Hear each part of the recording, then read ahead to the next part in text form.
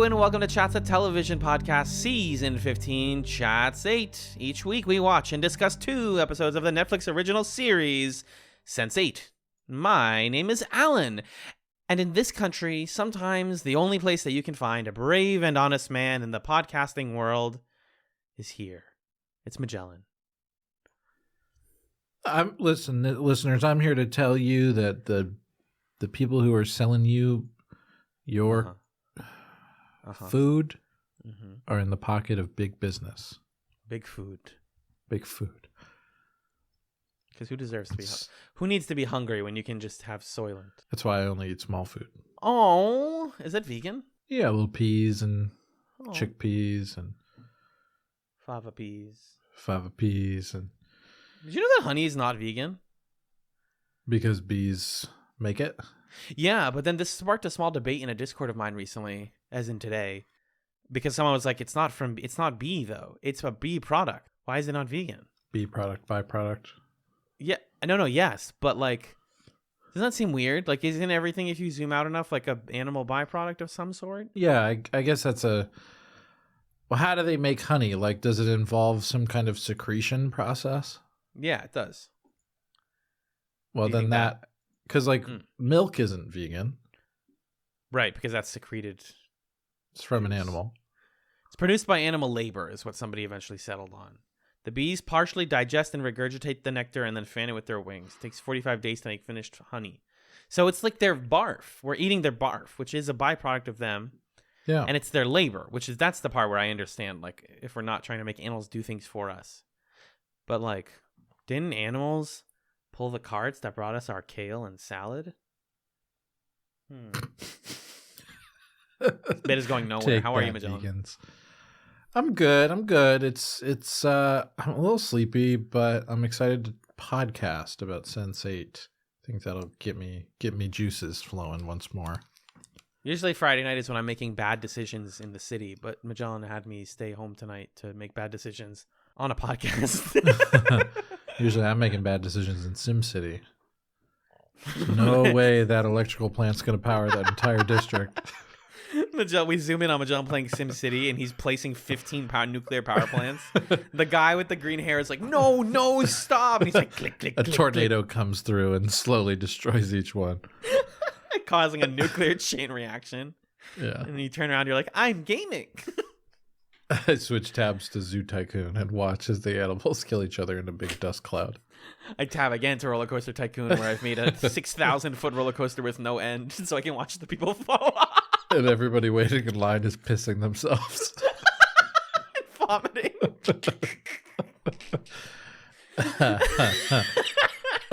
Deleting bathrooms. God damn it. Oh, I loved those games as a kid. God damn. Yeah, me too.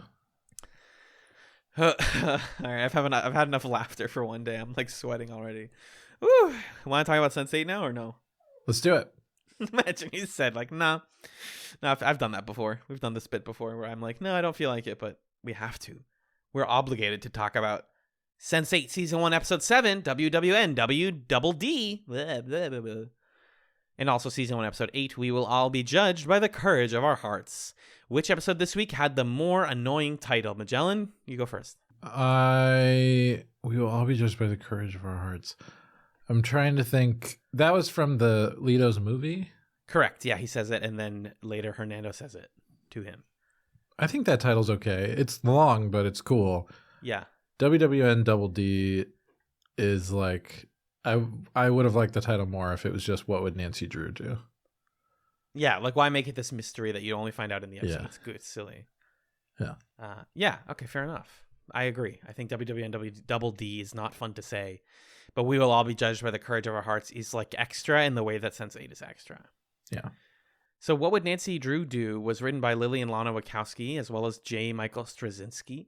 It was another episode directed by James McTeague, and like the rest of Season 1, it aired on Netflix on June 5th, 2015.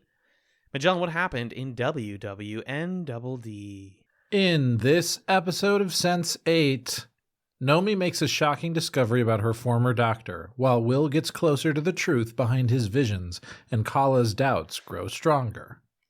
Good. I love. We those got to doubts. make sure, by the way, at the end of this episode that we rank the Sense8s because we haven't done that in a little while. Oh, absolutely. I think it's time to do a re-rank. We gotta absolutely sort the kids. Yeah, I can find our initial rankings while we talk about this. Perfect. Now, before you do that, you have to tell me what you thought of WWN. That one, the first one.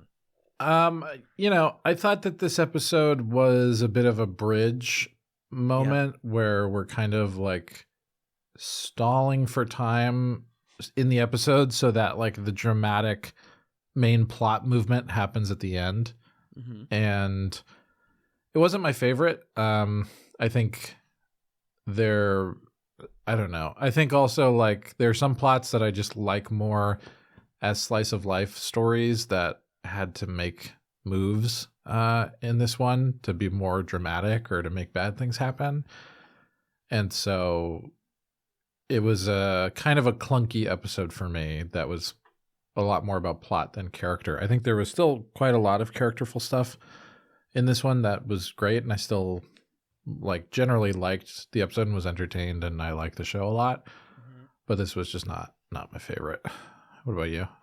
Yeah, it's definitely a bridge episode. I agree 100% there. I saw a couple of reviews that said the same thing. And in the age of Netflix, that's way more common because it's like, oh, you're just going to hit the next episode. We don't think about what this one means in like to zoom in on this one, which is what we're doing on the podcast. So like, yeah, it felt kind of fillery, not fillery, but yeah, just like we're going to set things up where we can't resolve them though, because to resolve them would be to move plot forward too much, and we need to save that for the next episode.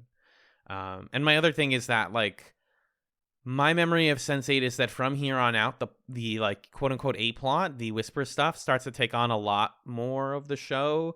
And it's where I started being like, okay, action movie. Now we're just doing all the action scenes in a row. I kind of liked it when we were just vibing and talking about our feelings, but okay, I guess.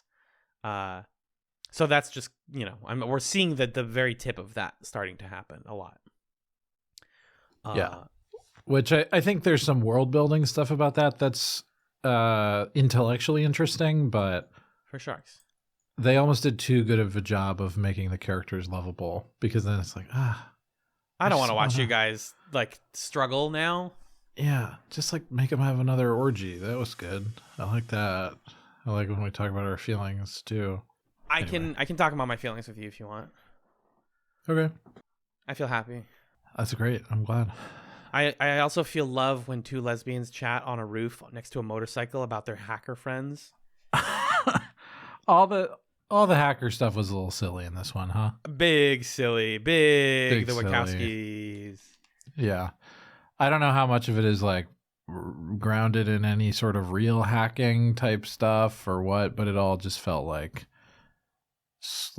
what's that movie? Swordfish? Yeah, Swordfish is a movie that features hacking. That's correct. Or hackers. Yeah, it all just felt like Swordfish stuff. For a second, I thought you were saying Swordfish features hacking or hackers, but you were saying Hackers is another movie with separate hacking. movie, 1995's Hackers, yes. Yeah, that's the one I wish I could have seen your sentence written out instead of listen to it verbally. That's the power of audio, baby. It's sometimes it works.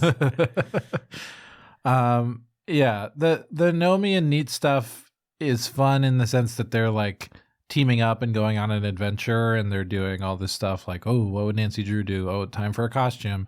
It's like very charming, but it also, it's like now I have this device that can clone this guy's phone. Like, huh? Okay. I guess that I'll go with it. So I was conflicted about this direction for this plot. I don't think any of this hacker stuff is realistic. It's just movie entertainment. Her hacker friend being named Bug, for example. Like, what? That sounds like a character who's on the ship in the Matrix or something, like one of the other people. And she says to Bug when she's asking for equipment, I need a candygram, a feed trough, and oh, you have a water witch. And it's like, the fuck, dude? Like, and maybe these are real things. I don't know enough about hackers, but like a lot of the stuff that she does in here is so there for narrative convenience that I can't possibly believe that all of this hacking technology is real. And if it is, then it wouldn't look like this, or it wouldn't feel like this. Hacking is boring. That's what I always hear when people talk about like realistic hacking. Is it's super duper slow and boring, and it just involves you staring at a computer for hours on end. Mm. It's not sexy like this. Yeah. There's also kind of a weird exchange where Nomi was explaining that her friend Bug hacked the Pentagon. And then she's like, but I took the fall. And Neats is like, what? And Nomi says, I was a juvenile. I had rich parents. They let me off with community service, which doesn't feel like for hacking the Pentagon. A federal crime? What? I don't know. It's fine. White people, white privilege, rich white people. Yeah, I guess. Maybe that's the gag that they're going for, but it felt ridiculous. She Yeah. hacked the Pentagon, or her friend hacked the Pentagon. Yeah. The character stuff in this that I enjoyed was seeing Amanita's mom, because Neats is like, oh, like Nomi's so cool, mom. You don't understand. She's like a really hot lesbian, and also she hears voices. And then her mom is like, oh my god, she's like all of us stoners in the '60s. I remember when we all used to hear voices, and that meant that you were cool and in touch with nature and the vibrations of the earth or whatever. Amanita and her mom are both very corny in these episodes. They talk about this story where Amanita's mom is like, oh, I had a similar feeling to what Nomi's having right now, because for the 4th of July, and she turns and says like, Amanita doesn't like fireworks, and Amanita just has to say the fucking line, why celebrate with symbols of war? Wars are always a failure. And it's like, it's just so... It's like what I wrote in middle school about like why war is bad. She's also got like a lollipop in her mouth or whatever. Wars are always a failure. It feels a little silly. If I didn't know who was writing the show, I would feel like it's almost like poking fun at like young like leftists or young liberal types and how like naive they can be. But like I know it's not that. It's just it's coming from a place of naivete, and also it is showing that like she would say something like that. She's kind of weird like that. Mm-hmm. Mm-hmm. Yeah, but I think the interesting thing of that anecdote is the implication that maybe everybody has a little Sense8 type thing going on, and the Sense8s just happen to have a much more pronounced ability to tap into it. It seems like exactly they have something that like specifically with the 8 of them amplifies it, but everyone has it. We know we already sense-8'd that because like in Riley's plot, that guy who is from Lord of the Rings, Adar, that guy also had things similar to Sense8. Like we've seen this, we know this, but now it's confirmed that like literally her mom felt this quote unquote vibration when her daughter disappeared and knew where to find her. So it's there. And this is like where the main plot starts to kind of push into everything because between Will and Nomi's plots, we learn of a bunch of nonsense about Dr. Metzger and how he's been like paid to travel across the country doing this lobotomy procedure on multiple people, 2 of whom died, and the third one is a man named Niles Bolger, who didn't die and is in San Francisco in a facility, an assisted living facility. He's in a vegetative state, it seems like. Or is he? Because in the second episode, Will sees him opening up a suit and putting on and equipping a gun. And in this episode, Nomi and Amanita, like, does this the episode where they sneak into that and do all that stuff, or no? Yeah, this is the episode where they sneak into Metzger's apartment, and Nomi gives away that she called Dr. What's his face? The guy whose name is also called Whispers. Yeah, she called Whispers, and Metzger's like, oh, fuck, we're fucked. And then Niles comes in and shoots Metzger and then shoots himself in the mouth. But in his reflection, it's not Niles, it's Whispers, who we've seen before, potentially controlling his body, which... He goes by Dr. Friedman in this episode, I think. But yeah, gotcha. They also eventually go like, that's Whispers. So we get the sense that like there is a greater conspiracy going on here. In the second episode, we learn all this stuff about like the shadow organization that Whispers is associated with, BPO. And that Metzger was getting paid by. BPO. And so it seems like they're doing something of like, we want to find the Sense8s and figure out how to control this mutation, or however we're scientificizing it for this show, and use that to exert power over the world. It's one of those bad guy things.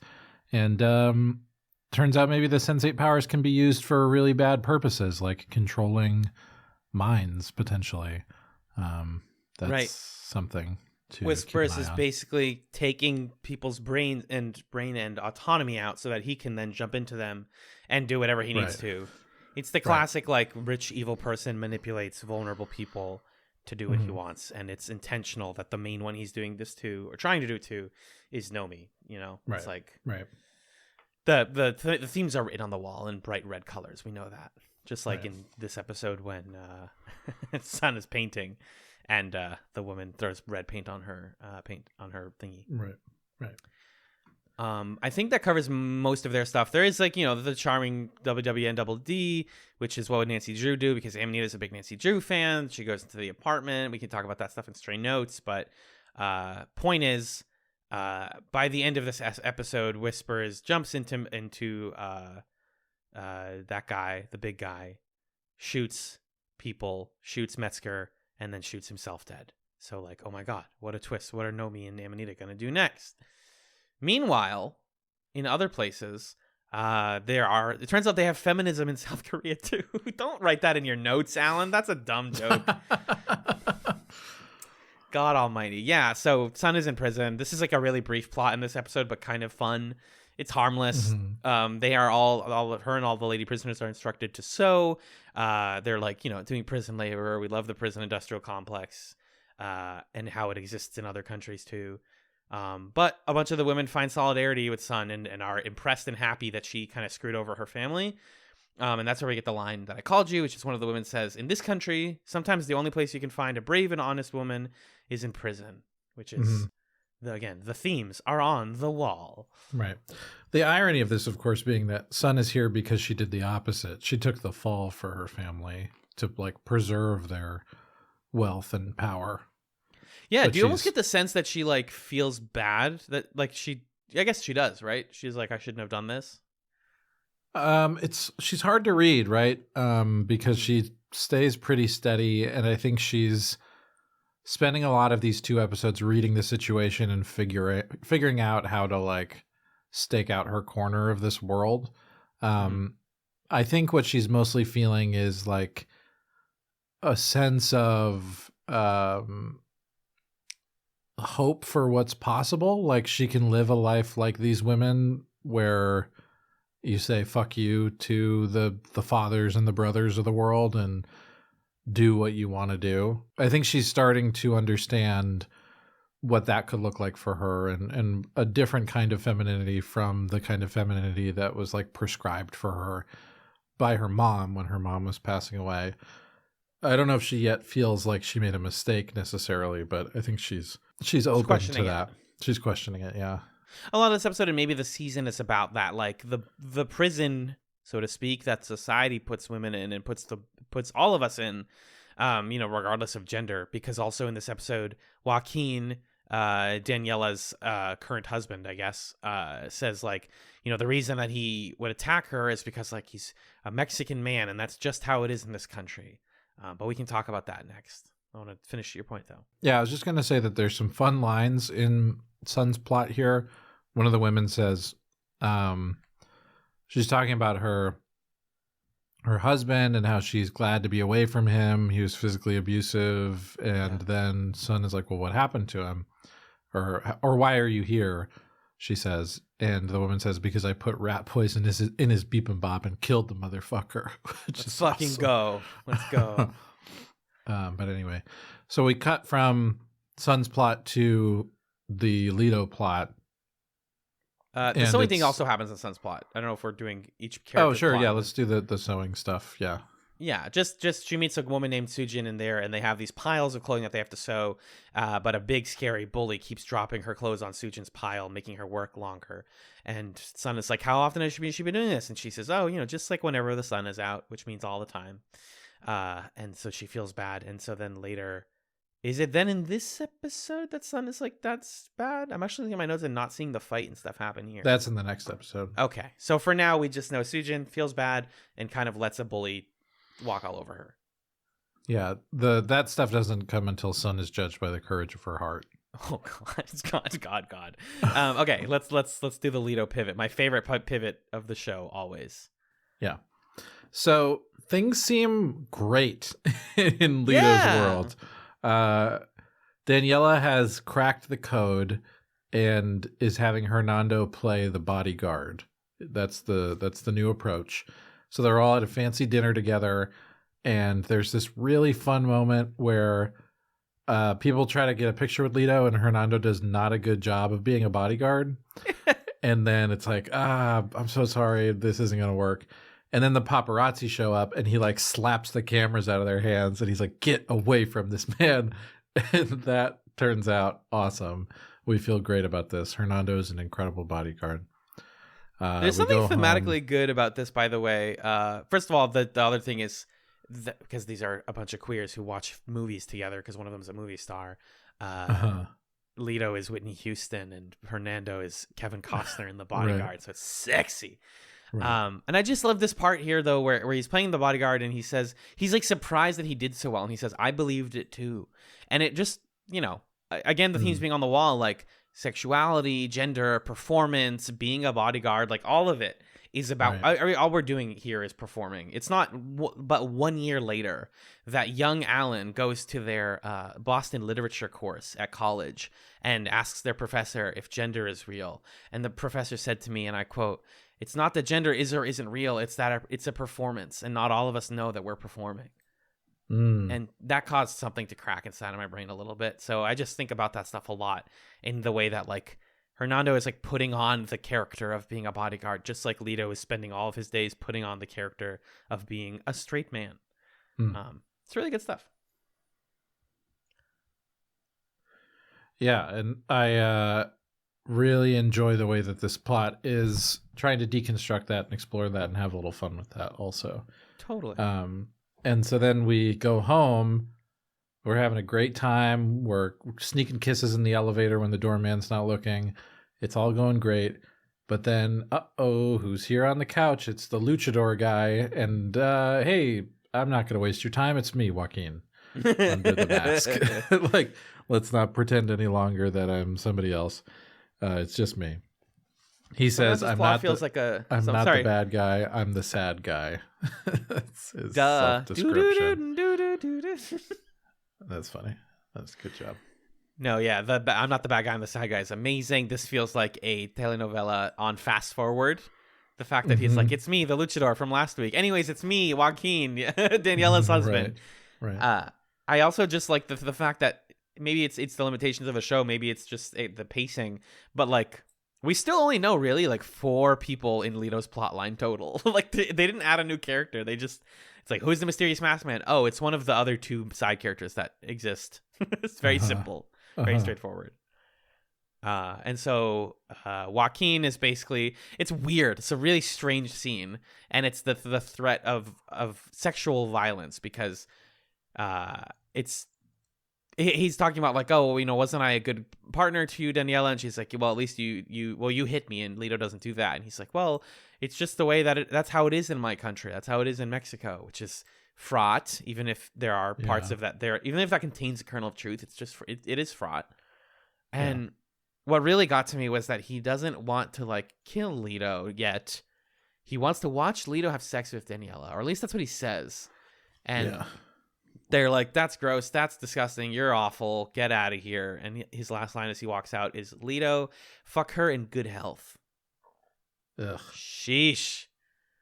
I love when bad guys are just bad, right? Isn't that just fun and simple? Maybe wars are always a failure. It can just be that simple sometimes. Yeah. This scene, I don't know. I mean, we'll have to talk about where this plot goes, and it obviously is incomplete by the next episode. But it was really interesting the way that this plot uses dramatic irony to create like a really scary moment. Because just that idea of like, I want to see you fuck her, Lito. Yeah. And we're wondering as the audience, like, how far is this guy gonna go in like wanting to see that happen, or is he just saying stuff, and what is he capable of? And then what Daniela says about how he physically abused her, it's like, it's just a really tense, unpleasant scene that makes us think about like things are only going to get worse from here forward. And so the question is like, what is that worse going to look like? Right. This scene is trying to start the like Coen Brothers-esque, series of unfortunate events. Like this should be simple, but Joaquin happened to also get some photos from Daniela's phone of Lito and Hernando having sex, which he's planning to use to blackmail them. There's a moment where they're like, Daniela, why did you take those pictures?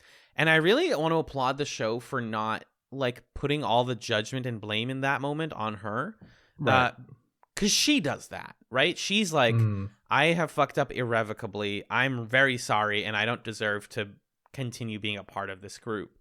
But there isn't like 5 minutes of Lito being like, how dare you? That's disgusting. That's a breach of our trust. It's like, what we can do is we can deal with what has happened instead of being mad that it happened. We can move forward. Yeah. Because also it's not, the problem isn't like, you were watching us having sex? What the fuck? Because like it's part of the thing that they've got going on is like she watches them have sex.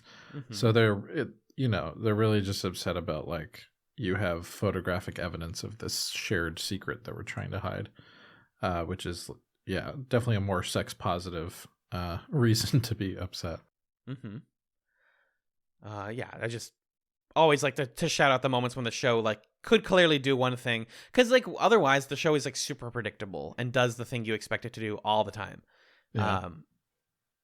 Is this the trunk thing happens in Kala's plotline, the big trunk? That was my moment of the week where I was like, I watched these episodes with my roommate and I'm like, wouldn't it be funny if she said this? And then she fucking said it. And I was like, are you kidding me? Stop it. Why every week? I swear, guys. To briefly explain, Kala is speaking to the statue of Ganesha once again and being like, you're giving me all of these visions. You gave me visions of my wedding and that was like really nice. And you've given me visions to guide me. And, you showed me like a woman dying, which was really weird, but like, I don't know, symbolism or something. And then I turned to my roommate and I said, and then you showed me a guy with a big dick. And she literally, why did you send me a vision of a man with a very large ... trunk? Because she's looking at Ganesha's, an elephant. And I was just like, come on. And not only that, but then we pan back and Wolfgang is blurry in the background. Like, hey, what's up? I'm hanging out here too. So goofy. She doesn't get the answers she wants, but she does get to have a sort of meet cute again with Wolfgang where they talk about their differences, their lives, and it intercuts between a rainy Germany and a really sunny and pastoral rooftop in India. And how their connection is a kind of miracle. This is cute. This is all very cute, right? Yeah, I think so. I really like the Wolfgang Kala stuff. I don't know. I mean, I think I was a little down on the Kala plotline in the pilot and the way that they're setting it up. But I find their conversation here really charming. And I especially love the moment where he's trying to be like, oh, so you think our connection's a miracle? And she's like, well, I'm here in the sun smelling beautiful flowers and I'm here in the rain tasting the coffee in your mouth. So like, yeah, like probably. You're not, chill out. You're not like God's gift to women, you jerk. Like we're literally in each other's brains. That feels pretty miraculous. I like that moment a lot. And it's a moment of joy, right? Even though like she's talking about the rain. And by the way, I want to shout out whoever the makeup artist is for Kala, because her like waterproof makeup manages to hold together by a thread in this like very bad fake rain. It's just like really hard but impressive. And they're kind of they're flirting and there's like some connection there. The spark is increasing, etc., etc. And then we go back to Wolfgang and we continue to wonder, hey, what's going on? Is Felix all right? He seems to be so doomed, because earlier in the episode he says, oh man, Wolfgang, we have a couple of diamonds left and I finally found a buyer. We're going to be fully rich and set for life. just like walking to his grave, basically. And that naturally means that back at the shop, a woman tries to distract Felix and count him to the front door, where the bald guy from the pilot drives by and shoots Felix in the chest with a shotgun. Ladies and gentlemen, we called it from 17 miles away. Yeah, this guy was sentenced to retirement from minute one. The minute he was introduced, yes. Yeah. Did you catch that? That was the guy from the pilot who turned around during the funeral and was like, "Your dicks are going to be on standing up," or whatever the fuck he said. No, I didn't catch that it was that guy, but I was excited. Sense. It's one of those things that you wouldn't get if this was watched only one a week, but because we're watching it pretty quick, I was like, oh yeah, I know that guy. Felix is in the balance. Felix's life is in the balance. We'll see where that situation goes. I don't know how well you can survive a shotgun to the chest, but I always, plot rules. If we don't see the body down on the floor bleeding out and dead, then they're not dead. So I think it's going to be. Well, he's with him in the hospital in the next episode. That's true. That's absolutely true. No, he's not dead. Yeah, I always forget, like, time wise, where things happen. So I was like, did I remember that, or did we watch that? Yeah, we did watch that in the second one. Who does that leave us with this episode? We have Capheus and Riley, which is pretty brief. Yeah, really sweet. This is a nice, sweet exchange. Riley is going home to Iceland to see her dad because she wants to see him perform. And we get a lot of her dad in this one. Her dad is adorable and also doomed to death, unfortunately, it seems like. Similarly, like Felix Doom. He's got a cute earring, and he plays the piano and makes pancakes. He plays fucking Bob O'Reilly. Yeah. Oh, on the ukulele when she lands. Yeah. Yep. Very cute. That's lovely. And Capheus visits Riley on the plane, and he's so overjoyed to be on an airplane. He's never been on one before. He says, "You're so lucky." And Riley says, "No, I'm not lucky. I'm privileged." And he's like, "Okay, well, your dad's alive. That's lucky. My dad's dead. So take that." I just think it's a nice little exchange that they have here. Yeah, and it's a moment of, like, when you're in your own head, you think, okay, what's the word? Like, I'm so worried. Something bad is going to happen. And you just have to flip the script and remember empathy and go, oh, well, what if he says to her, like, what if something good is going to happen when you go to Iceland? Right. What a great line. Yeah. Sometimes it's just a flip of perspective. A good day and a bad day are literally words apart. But that was all very charming on the plane. And then I made a note that, like, there's something about the performance. I don't know how it was directed or what, but the feeling that everybody who are interacting in each other's scenes are, like, physically very close to each other, because they know that they are in each other's heads, and it's not like you're a new stranger to me. Like, Capheus, like, climbs over Riley to, like, look out the window, like they're siblings or like they're best friends, not like they are people who've never met each other. And it just gives me this very warm feeling of, like, that intimacy, that physical comfort with another person can come from anywhere. It doesn't have to be, like, just the people that are in your, like, nuclear family or whatever. Right. Just a little thing I enjoyed. Yeah. And Capheus also has a flashback to his childhood very briefly. We don't know what's going on here, but his mother was asked to leave him with another group of people because his dad has some evil blood or something. And she's like, "No, I want to take my son with me. I'll deal with the bad blood elsewhere. Screw you guys." This didn't even register a pulse for me. I think this is going to come up later. It seems like it will, but I hope it's not like his dad was a Sense8 or something. That would be really weird. Yeah, I couldn't quite make heads or tails of it, so we'll see. Not much to it. Yeah. I think that basically leaves Will, and then there is the one more Kala thing that I really loved. The Kala flashback that happens in this episode.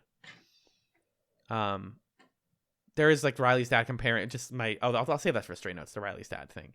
But no, Kala explains a flashback of, like, why do you care so much about Ganesha? And she says, well, I was at a festival once, which excuse me if I'm wrong, I think this is holy based on the, like, colors and the fact that there's dancing in the streets and whatnot, but I don't know yeah. Hindu festivals well enough.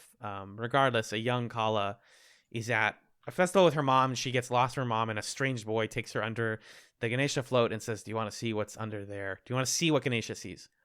And we get an absolutely beautiful shot of just, like, humans dancing, colors, smiling, grinning, flying, like every beautiful color and adjective you could possibly think of. And that's kind of framed as like the moment where Kala came to believe in her faith, which I thought was really great, because that also is like in the conversation with Wolfgang where she says, he's like, but that's not real, right? Like faith is not real, science is real. How are you a scientist who has faith? And she says, well, those things are the same thing. You know, science is quantum physics. Science is believing that two things can exist at once, and faith is believing the same, like things that seem impossible. So right, such a cool exchange, and a great way of connecting the two of them. You know, with Wolfgang as the realist, the safe cracker, the doorman, whatever they call him, and Kala as this like deeply religious person, but that doesn't separate them; it connects them. Yeah, really cool. And it gets them to smooch. All this gravity talk is getting a little attracted. Just a little bit, though. Not too much. Not too attracted. Just kidding. Nobody cares about the will stuff. Basically, long story short. Yeah, it's not that interesting. There's this weird thing where there's this guy in Chicago. Ludacris? That was Ludacris? The guy. Well, so Deshaun is the kid who he rescues in the first episode. Yeah. Who gives him access to Ludacris, who's a gang leader. That's the guy at the basketball court. And then Ludacris is like, hey, we have this child whose name is 4K. Oh. I was like, that wasn't Ludacris, but the character's first name is Ludacris. The character's first name it's like Ludacris Lincoln. Yeah. Not Ludacris the rapper, no, but like it's silly. The subtitles spell it the way Ludacris, the word, is spelled, not the artist. Ludacris Lincoln is this guy's name. It's so, oh God, who wrote this? Yeah, and there's like stupid weird backstory where Will like had sex with his girlfriend or something. It says put your porker away or whatever. He calls it like a pork. Like, oh, bro. Yeah, I can't tell you guys how much the Will plot is so bad. 4K saw Whisper's van, so they track the plates to the rental area. The guy at the rental area is like, they left the car completely clean. Open the back. They open the back. Only Will sees Angelica's dead body in the back. That's so weird. She's not actually there, but is she? Is she dead? What's going on? Yeah. I don't like Will very much. I'm sorry, guys. Even in the second episode when he says the line, sorry, I'm a cop, basically, I still was like, no, it's not enough for me, Will. Yeah, I was hoping that like his connection to the Jonas stuff and the main kind of plot of the series would pull him out of Chicago and out of the cop stuff, but doesn't it seem like has it's happening yet. not, which is a little frustrating. I believe that covers everything. Do you have any other big things you want to talk about on this one? Let's see. I think we talked about this pre-pod, but Nomi's hacker friend is just the worst guy. What a gross dude. I think of him as like the embarrassing friend that you had in high school that you like haven't seen in 10 years, but like you guys were really tight for a while, and now your life is like 17 degrees further past him, and he's like, what's up? Because he, dead names her, but seems okay with the transition. He says like, oh, of course you're different. Of course that's you still under there. So like, they don't want you to just hate him, but he's like kind of a slimy man at the same time. Yeah. There's a bit of nuance to his sliminess. The way that he's like, oh yeah, you're a fox or whatever he says. You're so hot, Nomi. Wow. Yeah, your name's Nomi now? That's cool. Get out of here. Wait, you're a lesbian? That's sick. Oh my God. Sucks.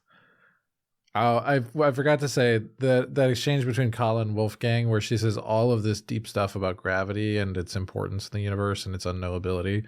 And then he just goes, thank God for gravity.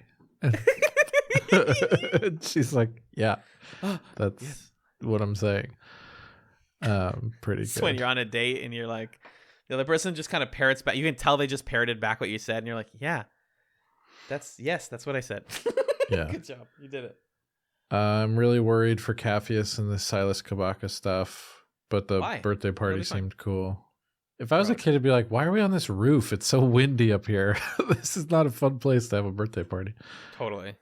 And then my last thing, I think we talked about this pre-pod also, but the whole thing with like putting the crowbar in the door seems really smart when you put the crowbar in the door, but then when it clatters on the floor and it informs everybody that something's up, not quite as useful, I would say.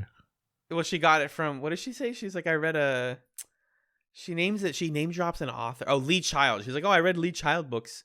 And they said that if you put a crowbar on the door, then it works as an alarm because it falls.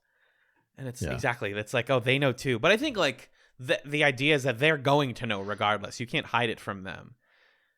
But it just seems silly that it announces to everyone. It's not the best method. I had a couple strays. What do you got? When Lito and Hernando are making out and they're like, hey, what's up, guys? He sees a guy named Mr. Gonzalez, and like Mr. Gonzalez like definitely sees Lito kissing Hernando, like holding him up in the air and kissing him, and then he goes like, you're gonna see a lot. This is Daniela, my girlfriend, and Hernando, my bodyguard. You're gonna see a lot more of them. And like that guy fully saw him. Is that not gonna be anything? Okay. He's probably just an old man who thought that was weird. I don't know, but I'm positive that he saw him. Neither here nor there. I mentioned this earlier. Riley's dad, when they're talking over crepes/pancakes, she's like, you know, you're awesome. You play piano. All I do is I DJ nightclubs. All I do is play music for drunk people to have sex to. And he's like, you know, playing classical music is basically the same thing. It's just that old people are too old and tired for sex. Which is something, you know, music, the universality of music, whatever. Yep. The note that Dr. Metzger is friends with Dick Cheney because he has a picture of him with Dick Cheney in the fucking house is hilarious. Yeah. Again, a 101 like leftist thing to be like, oh my god, he's friends with Dick Cheney, he must be bad. Like, really? Yeah, that was pretty funny. And then I just put a note here. We have to have one minor horny moment a week. In the first scene with Daniela, she's in like a really great bathing suit, and I just think she's a very pretty lady. That's all I'm here to say. I'll talk about this one in confession later when I go to church on Sunday. Don't worry. I thought a lady was pretty. I'm so sorry, Father. And he's like, you will be judged by the courage of your heart. Bada bing, baby. That's what we got. Let's take it to the brief musical break, and we will indeed, after that, be judged by the courage of our hearts. We're back.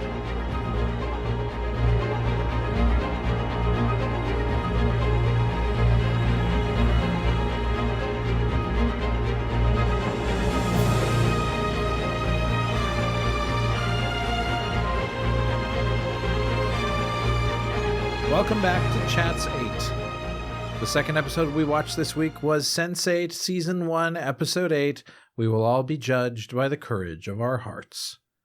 It was written by Lily and Lana Wachowski and J. Michael Straczynski and directed by Dan Glass.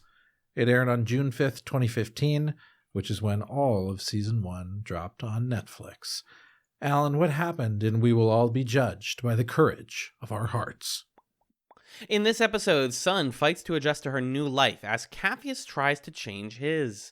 Meanwhile, Will and Nomi dig up disturbing information that could change everything. Specifically, the fact that the guy, what we said earlier, Whispers is lobotomizing people. It's bad. He's going to go for Nomi next. What's going to happen? Who could find out? Dan Glass, by the way, the director of this episode, is known for being the visual effects supervisor for most of the Wachowskis' films. Like The Matrix and The Matrix Reloaded. I love it. So visual effects guy directed this one. It's really cool that they like let people in their cadre direct different episodes. Yeah, I agree. That's fun. Some more action in this one. Did you like this one more or less than Nancy Drew? I like this one a little bit more. I think it had some more interesting. I mean, the title of the episode gives away the theme that like our characters are having to make some big choices, and some of them are making the right choice and some of them are making the wrong choice right now. But that's like kind of the theme of the episode, and multiple characters talk about this idea of choice and their interpretations of it. And so I thought it was thematically cohesive, and there was some cool action stuff too. Yeah, I particularly really liked Nomi on the bike and all of that. That whole chase sequence was really well shot. I think that the action is getting better over the course of the show, while some of the character stuff still feels a little bit shallow. But other parts, it's weird because now we're not like in the pilot. I felt like everything was shallow. That was the point. And now that we've like found ourselves with fully fledged characters, you know, seeing shallowness, like for example, Wolfgang's dad, and in the flashbacks, it's like, oh, I forgot that this is the same show that I was watching 4 weeks ago or whatever. It's really weird. But let's get into this one. Let's crunch, as we love to say here. My first note was I love how much of this show takes place on rooftops, because once again, we start on a rooftop, and we have a Wolfgang and Kala scene where he is suppressing all of his feelings because he's worried about Felix in the hospital. He's sitting next to his friend in the hospital. Mm-hmm. And the sort of tragic irony, whatever, if that's the word, is that Kala is like in a crowded theater watching a wacky romantic marriage comedy with her family. And she's crying, which, I don't want to say is relatable, but sometimes I do feel a really big dissonance with like the way I know I'm supposed to feel and how I actually feel. And that part is actually super relatable. So I liked this little moment. It's very simple. It's a good scene to start the episode on. Yeah. And Wolfgang reveals to her that one of the things he's worried about is he wanted to change something that he couldn't, which is the past. He wanted to change something the decision he's made in his past. As we worry about Felix. Right. I really like this scene with Wolfgang and Kala, and I was telling you before the episode that I find myself a lot more invested in them than in Riley and Will, who have some scenes in this episode. And I think the reason is because there are multiple dimensions of like both conflict and complement happening between the two of them. Like what you discussed in the last episode, this idea that Kala is a woman of faith and Wolfgang is more of a nihilistic or realistic, or however you want to define his particular cosmology there. But they're able to find common ground and talk about it. And then here, I think what has been drawing Kala to Wolfgang is in part that he represents a kind of like freedom from the like predetermined strictures of the life that she's living. But what we discover in this conversation is that like family is just as meaningful to him as it is to her. And it's this another point where they're kind of like meeting in the middle. It's just that like for him, blood is like a incidental or accidental, he says, connection between people. And the much stronger way to find family is to find it by choice. And it's just like such a cool way that they're developing a genuine like love connection with each other and pushing each other and challenging each other and learning more about themselves in the process. And it's really cool to see. I really like it. And there's something beautiful too about this is a show about empathy, a show about understanding other people's situations and being able to live it. That like Right. exactly like you just said, this is two people where family literally does mean a lot to them. It's just that for her, family is like safety, stability, comfort. We see nothing but nice things from her parents, and we see nothing but bad things from Wolfgang's parents or his father specifically. We don't really see his mom. Right. So, it's a like East and West comparison also, like in India and in a lot of countries, like in the Mediterranean area, for example, like Greece and the Middle East, like family is much more important and seen as more than just a blood connection. It's seen as like the only stable thing that you have, and everything else is temporary. Whereas with Wolfgang, with a lot of like, Western Europe, for example, or like the United States, often family is viewed as like the people that get you to where you need to be, and then from there you make your own family. Family can be found. Family can be created. And like both of those are, again, what I love about Sense8 is they're both portrayed as completely valid. There's no like Western people being like this and they're wrong. It's like they're all different ways of thinking about family. Felix is more family to Wolfgang than his father is, which makes sense. Yeah. And that leads into some fun flashbacks. Yeah, go ahead. Yeah, well, just on the flashbacks, this is the rare case where I think flashbacks work for me in the show, and because I've said before that I don't think they make sense in Sense8. And I think what I like about them is it feels like, rather than a character being in a conversation with like a real life person sitting next to them and them saying like, man, I remember back when I had this experience, and then we flash and we see it. Instead, the flashbacks are kind of like interrupting the sentences, and it feels as if Wolfgang is like showing Kala his memories, kind of, which I think is pretty cool. For sure. Yeah, so I liked that effect a lot more than how they've been used, especially in like the pilot episode. or the first couple episodes. What made the flashbacks in this one really fun was the casting for young Wolfgang and young Felix is so good. Really good. Yeah. It's mostly the hair, honestly. Yeah. But the guy who plays young Felix is so cheesy and funny and warm in that way that Felix grows up to be, that I thought, like, you know, with them watching Conan the Destroyer together and then going around beating up bullies and quoting Conan at each other was like adorable and so fun. And we get a little bit of history too, right? It's, you know, it's the 80s, or the late 80s, early 90s. So like the Berlin Wall stuff is still happening. And there's this West and East Germany thing where, you know, Wolfgang is getting like bullied by people at school. And then Felix like beats up a bunch of people with a fucking metal pipe, which is baller. All of this stuff, even although broad, is very nice. It's like, hey, when they were kids, they protected each other when no one else would. Super simple. You get it. But then we're also mentioning pre-pod how like Wolfgang's dad is like a Facebook quote of like a toxic man made into a person. Life is just 5 things: eating, drinking, shitting, fucking, and fighting for more. Is like something I could see people plausibly thinking is a cool life motto, but it's not. It sucks. Well, there's something not being said by the show that I just was thinking about, which is like, that's one way that you could take life lessons from Van Damme movies or from 80s action films. It's like, all it is like fighting and getting what's yours. And it's like, well, you could also be like, it's about helping others and being a good person, which is what Capheus and Jella and Wolfgang and Felix are all taking from these old movies. So it's not it's kind of a point about how like the art doesn't make you a bad person. Like consuming the art doesn't make you a bad person. Playing video games doesn't make you a bad person. It's just that you start with a bad seed from how you were raised, how you were socialized, and then that can turn into a bad person. However you consider that. I thought that was all pretty fun. I think that's the majority of the Kala and the Wolfgang. There's other Kala stuff. Oh God, let's end on that. That's intense. Yeah, the Wolfgang stuff is pretty much just him hanging at Felix's bedside.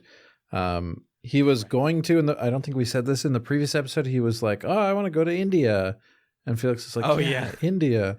That's fun. But that has, I think, now been put on hold as he waits for his friend to awaken. I can't wait for the India plotline. So we can close out Kala's plot at the end, like you said, because that's the actual end of the episode. But who else? So we want to talk about Capheus? Sure. It's a quick and fun one. Yeah, so if we're thinking about people being judged by the courage of their hearts, the choice in front of Capheus is like, do I keep hanging out with the guy who cuts people's fingers off, or do I not? Do I go get beers with Jella, which he does in this episode? Yeah, and that's the courageous thing to do. That's a nice scene. It is a bummer to see Jella so angry at him and calling him a motherfucker, but our pals are reunited and things are fine, except they're not, and someone's watching him, and this is gonna get really bad.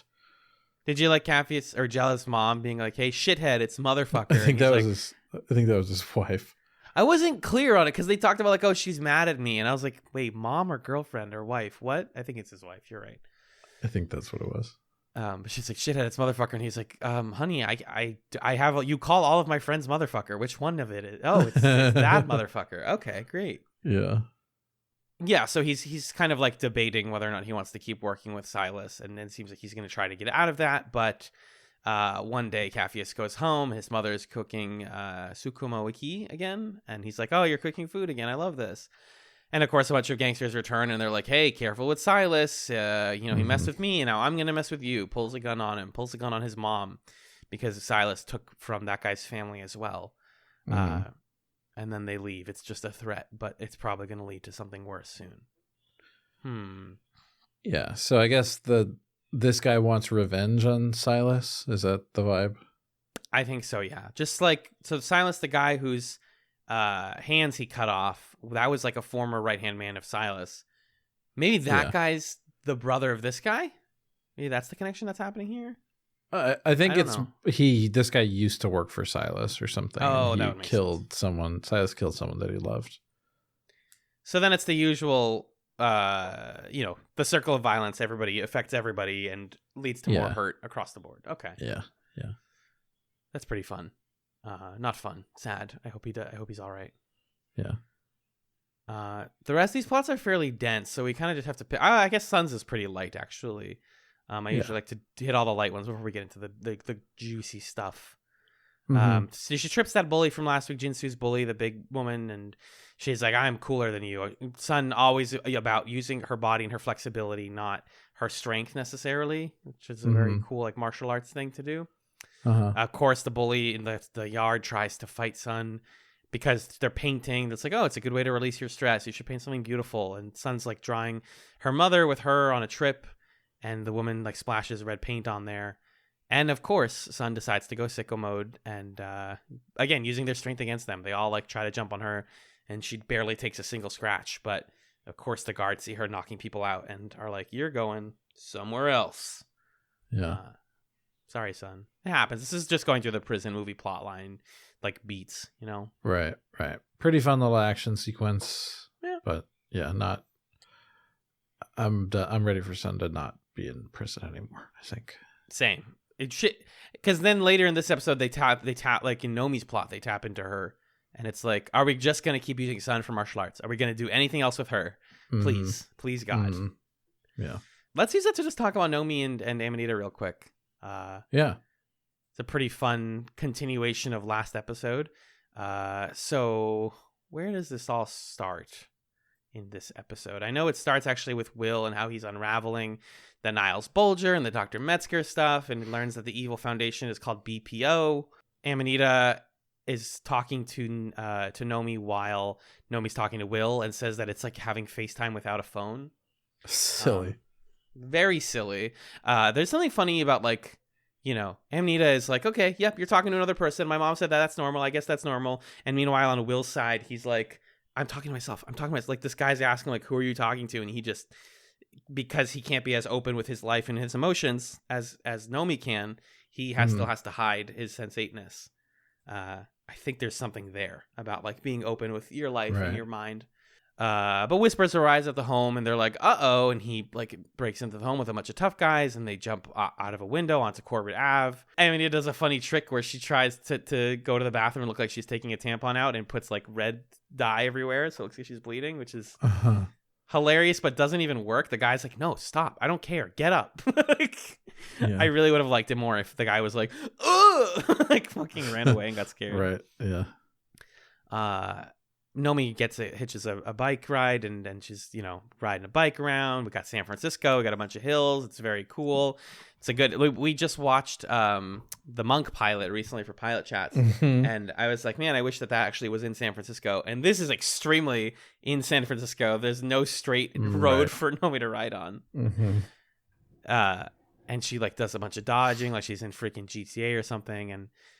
When she gets cornered in an alleyway, we get both Will and Sun coaching her on how to be a badass action hero for a sec.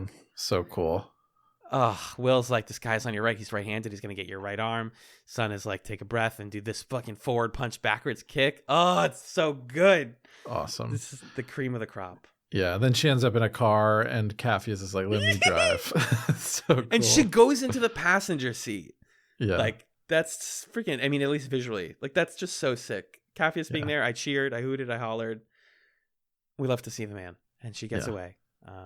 We'll see what happens to Nomi next. Now she's separated from Amanita again, though, which is not good. I'm a little scared about that. I hope that doesn't get too bad. We'll see. We'll find out. That brings us to Daniela, Lito, and Hernando. Daniela, my roommate and I both genuinely thought that she killed Joaquin at this point. She cryptically calls Lito in the middle of the night and says everything's handled. I thought that too. Yeah. And it's sadder than that. Like, I was telling my roommate, I'm like, this show is pretty optimistic about like love and the potential like for the future. He was like, no, she probably got back with him. And I was like, no, she must have killed him and then she's gonna escape. And it turns out he was right, because it didn't kill her husband. They're back together, and he's already beating her again. sadly. They have a late night meeting and they have her with the sunglasses, take the sunglasses off. Oh my God, he's still hurting you. She feels like almost like she deserves this, which is really sad. You know, it's like, yeah, I know that the arc of the season is going to be her realizing that it's not her fault and you can escape circumstance by being a good person and making up for it based on the courage of your heart. Because that's the same thing that Lito obviously has to go through. Right. At first, he seems like, I guess I'll just have to deal with this and feel bad that I don't get to hang out with Daniela anymore. And he's filming a really steamy graveyard romance scene. And when he cuts, he goes over to Hernando, who's like, hey, I need to talk to you. I don't think we can be together anymore because you let a woman give up her life for you and for your career. And that seems really shitty.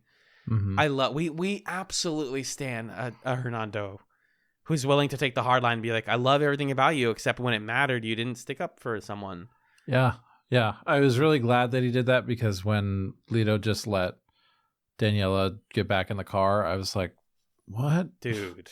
Lito, come on. You know, when he tries to defend it to Hernando and is like, oh, she did this to herself. It's like, oh. Bro. Yikes. Yeah, very big yikes. And this is his moment of like, oopsie, I can't, even though, my career matters a lot. But what Hernando says, and what even I think Daniela says earlier, is like, your movies affected people because it teaches them that you have to stand up for yourself. Even though these are like corny action movies, you have to stick to a moral code, and you're not doing that. So fucking get it together or I'm leaving. Leaving the hard line like that. I really respect Hernando a lot for doing that. Yeah. So Lito has some thinking to do. And it's very sad. And then Fernando's like, we will all be judged by the courage of our hearts. Come on. Yeah, it's not just a stupid line. My roommate before the episode was like, they're not going to be able to say this one in the episode. And I was like, there's a character in the show who's a movie star. I'm sure they wrote it into the in-universe movie, probably. So, again, that's a W for me. We got Felix and Wolfgang. We did that. We got Sun. Will and Riley. They're smooching. He's kissing the air. I don't know. I think it's just I would have liked it more if not for the fact that it was in the same episode as the like Colin good Wolfgang and Kala stuff. Because it's just kind of like, hey, it's you. How's Iceland? Pretty good. How's Chicago? It's good. Check out the L train. It's like a dating app. Yeah. Yeah. And then it's like, hey, you want to kiss? Yeah. Yeah.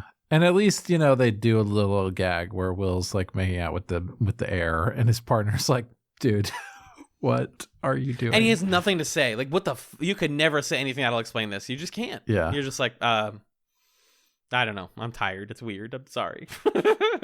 Yeah. I think to my, before the pod I was saying like I found myself emotionally attached to this one more. I think Tuppence Middleton just does a really good job of feeling like truly smitten with Will, and she's very lonely despite having family, right? Like we talked about the value of family in like Wolfgang and Kala's plot, and like technically Riley has that too. Her dad truly loves her very much. But also she's like torn in half because her mom is coming up to her as a ghost and being like, you need to get the fuck out of Iceland, dude. Yeah. And so she like she's got one foot in both camps, which I think is interesting. Right. I think my thing is just like the actors sell this one well. And so you can kind of like vibe with the vibe of it.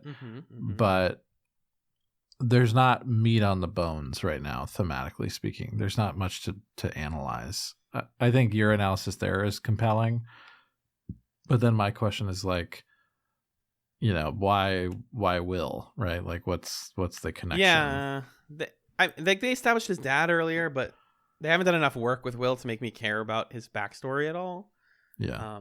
And I think they know that. They're like, we have so many other interesting characters. Someone had to buckle. They could have made Will more interesting, and they don't. And that's, it's fine. They do have him like kind of lampshade his copness, and he's like asking her like, oh, what happened to your mom? Why did she leave? And he's like, I'm sorry, you don't have to answer that. I ask way too many questions. Bad cop habit. Hilarious. A cop would never say this. Also, the part where he like he's living next to a train, which is pretty common in Chicago. And he says, like, cops don't make a lot of money. And it's like, huh. He's like he obviously is very sympathetic. Like, come on, cops aren't that. We're not really not like all making money on money and bullshit. It's fine. Anyways, their kiss was kind of charming. I thought, like, okay. Yeah, I think it's a nice kiss. It's well shot. Yeah. I need a girlfriend because I watch this show. I watch this show and I get so dopey romantic. And then I turn to my like extremely hetero roommate and he just like smiles at me and nods and then looks back at the TV and I'm like, damn, someday. It's neither here nor there. It's just something I always think about when people kiss on the show. Like, it doesn't happen to me with other shows. Something about like the love on Sense8 is like, it feels so nice and real and like what I want, especially like me and Amanita. I'm like, God damn, that's just wonderful. Like, look at that. Or Lito and Hernando. Beautiful. Yeah. Riley has a brother. No, it's not a brother. It's a family friend named Sven. Yeah, who has this neighbor guy. He says something about like, I own one of the last 2 rotary phones in Iceland. What? I think this is something about like connecting to others. Like, even when you're not a Sense8, you still feel like I want to have a unique connection to another person, and having a rotary phone is like that. Like, it's like having a can attached to string or something. But that's me stretching on a line that is totally throwaway because that's what we like to do on the podcast. Jumping back to Will, he's coaching Nomi, and then a cop gets mad at him and says the worst line of the episode, which is, "This isn't a movie or a fucking TV show." I hate that when people say that. Come on. I hate it more than anything else. How can you be writing a TV show or a movie and write that line? Come on. Like, how do you do that and not laugh at that? That's like too much for me. Like, a lot of the show, I'm like, the corniness is good and it's good actually and funny and whatever. Yeah, definitely. And that just like boils over into like, do you guys not know how to fucking write subtlety at all? Like, I thought you did. Sometimes you do. I don't know. This isn't a TV show. You're suspended. It is funny that Will's like, why kicked off the force? Give me your badge and gun moment. Yeah. It's funny that he's like, why am I getting suspended? What did I do wrong? And he's like, are you kidding, Will? You broke every law, everything illegal that a cop can do. You've done. What do you mean? Why am I suspended? Yeah. So yeah, this episode puts a lot of people in interesting positions. So we'll see where they go from here. But the final scene of the episode, the climactic moment, Rajan's father asks Kala to meet him in the square somewhere. He tells her about fate and how choices can surpass luck. As a businessman, he's learned that you can't rely on fortune and good circumstance. You have to make specific choices in your life. It's whatever. And then he's like, by the way, I could tell the reason you fainted was you to feel uncomfortable about this marriage. I actually think that you should annul the marriage. If you do me that favor, we'll be fine with it and we'll have no issues. But Rajan is not going to do it. And she's like, what? Why? And then meanwhile, Assassin's Creed style, 6 men with balaclavas fucking come up and stab Rajan's father brutally in the stomach. Oh, God. And he rolls down the stairs. Yeah, that was a whole heck of a lot going on there. My parents watch a lot of like Arabic soap operas, especially around Ramadan, because a ton of them come out around Ramadan. And this is exactly the kind of thing that happens in that show, where it's like, I think that you should not marry my son. Well, anyways, what'll happen next week? Like, kind of absurd. Rest in peace, Rajan's dad, I guess. This is not where I expected this plot to go. I thought he was going to just be like an evil man, but who knows? Yeah, me too. The show is doing this across both these episodes, like killing off the people that it told you were antagonists potentially, to be like, just kidding, there's another antagonist. And it's like, well, okay, well, just tell me who the bad guy is and let's deal with that and do something with that. I don't know. I think it'll get there. It'll establish firmer bad guys, but it's weird. Rest in peace. Any stray notes before we rank the Sense8s? Let's see. I have a couple. I noticed for the first time this time that there's a sign in the intro that says Twin Peaks, which you told me was an area of San Francisco. Actual mountains. Yeah. It's pretty cool. Yeah. I like when Kathy's is trying to explain to his mom the change of plans, and she says, troubles like this feel far less troubling on a full stomach. But like, I I have nothing to do. I can't help you with your problem, but I can feed you. Is a very like parent thing to do. Yeah. So good. Yeah. That's all I got though. I don't think I had any big ones. Something. I like overanalyzing this show. Wolfgang is at Felix's hospital bed and is not letting himself feel his feelings. He's not letting himself cry. And that's why Kala gets the full brunt of his feelings and cries at the movie. It's not just that, like, it's specifically that he is, like, trapped in this masculinity brought on by his father and by his upbringing, and that, like, he has so much emotion and all of it's coming out on her, which I thought was really interesting and, like, on the page, you know? Yeah, and like a you know, that happens in real relationships between men and women, right? Totally. Absolutely. So it's interesting to see that happen psychically as well. A small detail, Sun gets left a paintbrush and food for saving Sujin.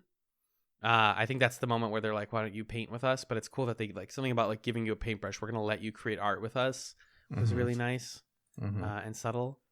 Hilarious moment. Hilarious moment. We totally forgot to talk about it. When Riley and Will are flirting, he's like, oh, what's Iceland like? And she's like, oh, I can take you to Reykjavik. And he's like, oh, you can probably pronounce the cool volcano in Iceland. And she fucking slays it. Says it right away. Awesome. And he goes, what does he say? My roommate fucking died laughing. It was like, I could show you around Reykjavik. So cool. Oh, yeah, I want to see the volcano no one can pronounce the name of. Eyjafjallajökull. God bless you. really charming. So good. Those shitty wedding planners are back in Kala's plotline. They're just like, the astrologers say the new wedding date is even better. It's better than the last one. I mean, that one was good, but this one's way better. The classic, like, salesperson thing. We already talked about FaceTime without a phone and how that's yucky. Movie, TV show. That's pretty much everything. Yeah. You want to rank the Sense8s? Yeah, let's do it. So I think the last time we did this was in episode 2, right? So let's do this once again. So it looks like, is this list up to date, the one that you have here, or is this not? Because it doesn't even have all 8 people in it. Well, that's because in episode 2, Capheus and Sun weren't in the Sun episode, weren't so we left them off the list.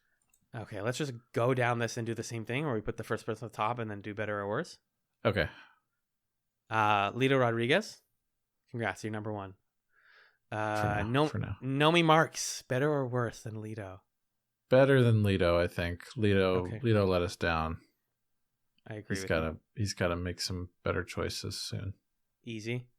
Kala Dandekar, better or worse than Lito? Better than Lito.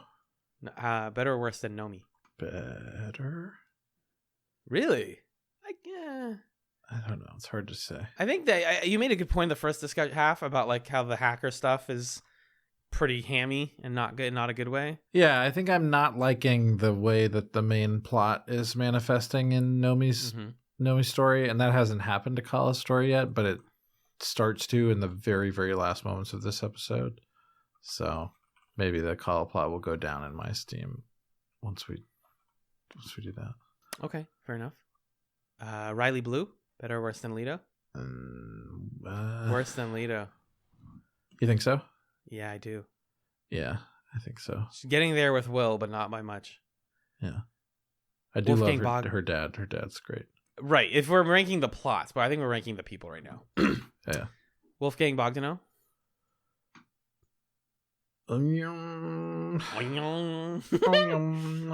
Definitely better than Riley. Yeah. Better than Lito? No, I don't think so. Okay, that's easy. Will Gorski. I wrote Will Fuckboy because I forgot his last name. Gorski can stay right at the bottom there. That's fine. Okay, great. Sorry. Capheus Onyango. Oh, way up. Better than Lito? Yeah. Yeah, better than Nomi? I think Capheus number 1. Yeah. And Sunbeck. Better than Will, better than Riley, better than Wolfgang. Not better than Lito. I think that's right. Yeah, I think and that's right. And that's because the show doesn't want to do too much with her, other than make her a cool martial arts lady and a feminist. Right. Which are both good things, but, like, let's get a little more meat on that bone. Can you guys tell I have chicken in the oven cooking and I really want to eat? Can you tell? We keep talking about meat on the fucking bone. Sheesh. Good. I'm Alan. Anyways, that's the Sense8. So let me just go down the list again. Number 1, Capheus. Number 2, Kala. Number 3, Nomi. Number 4, Lito. Number 5, Sun. Number 6, Wolfgang. Number 7, Riley. And number 8, Will. We'll keep that ranking somewhere for now, and then we'll check in again in a few weeks. Groovy, you want me to tell you what we're watching next time on Chatz8, Magellan?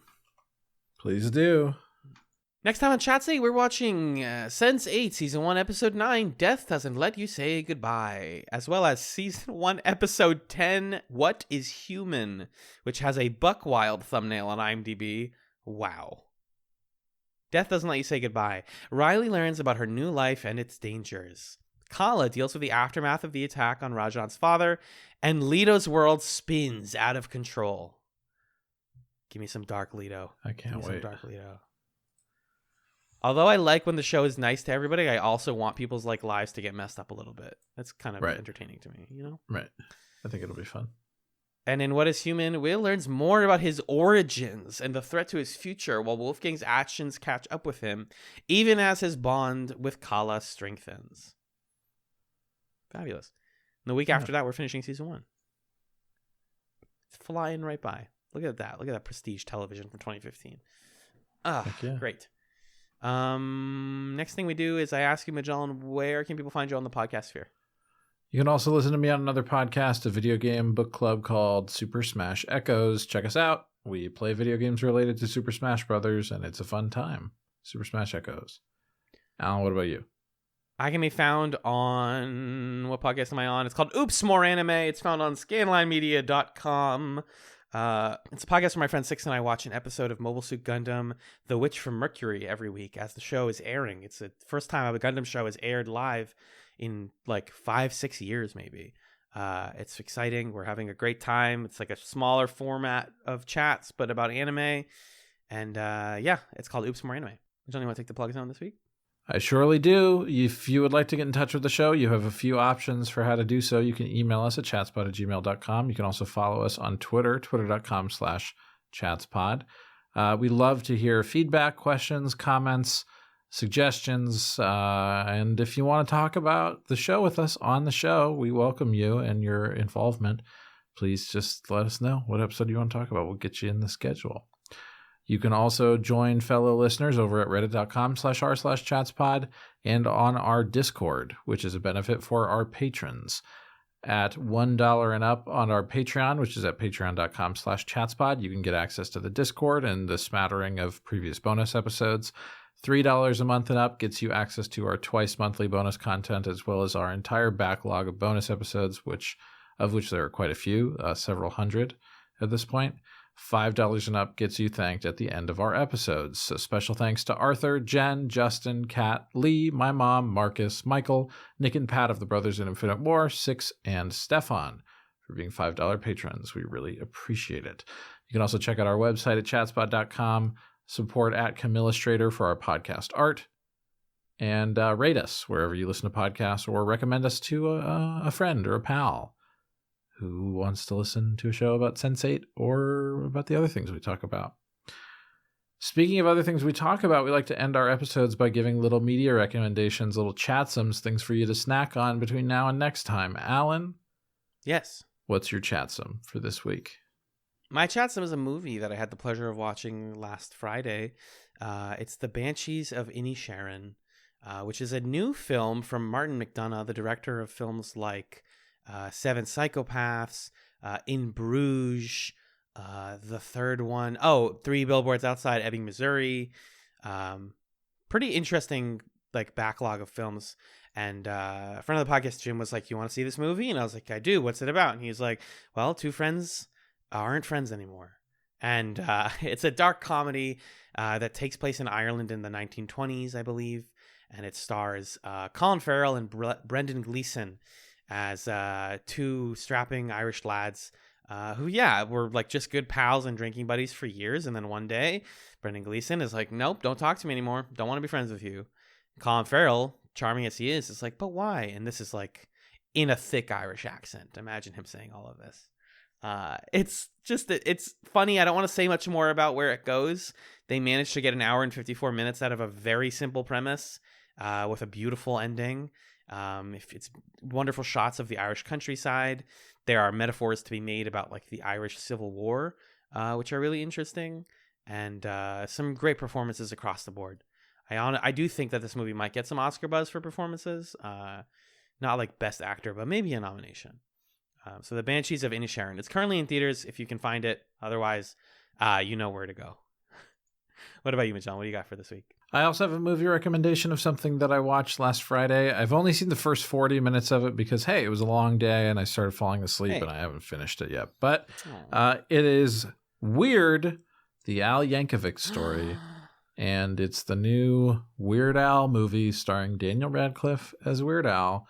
And if you were worried that it wasn't going to be good because how could something that's so perfect ever be good?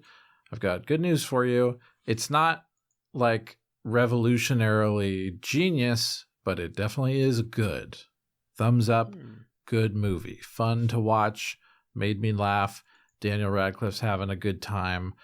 It's essentially, skewering music biopics. You'd think, didn't we already put those to rest with Walk Hard, the Dewey Cox story? Well, it turns out they kept making these fucking things. And so Weird is like, let me take another crack at it.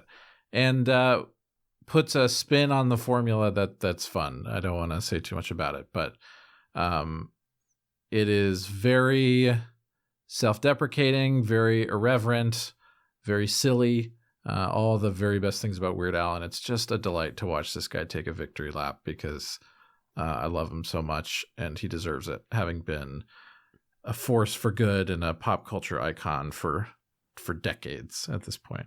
Literally. So yeah, it's free on Roku. So go watch it. Why not?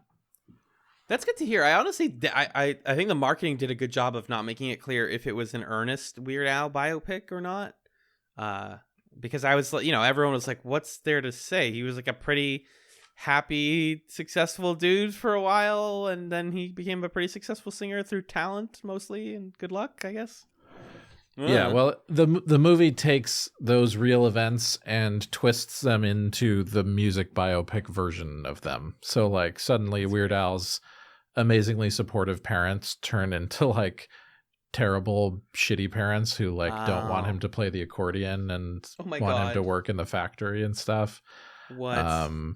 And now he's like a drug addict and there's a whole drug thing. Yeah, it's like, yeah. It's doing that on purpose. It's doing the beats of Weird Al's life and telling like real anecdotes, recognizably real moments, but like putting them in a funhouse mirror of how these things get moviefied. Yeah. To kind of like draw attention to how ridiculous these things are. I love that very much. I might check that out. Roku channel. Yeah. Well, thank you, Magellan, for being the caffiest to my Jella because you're my favorite motherfucker. Oh. And thank you all so very much for listening to this episode of Chatz8. Peace.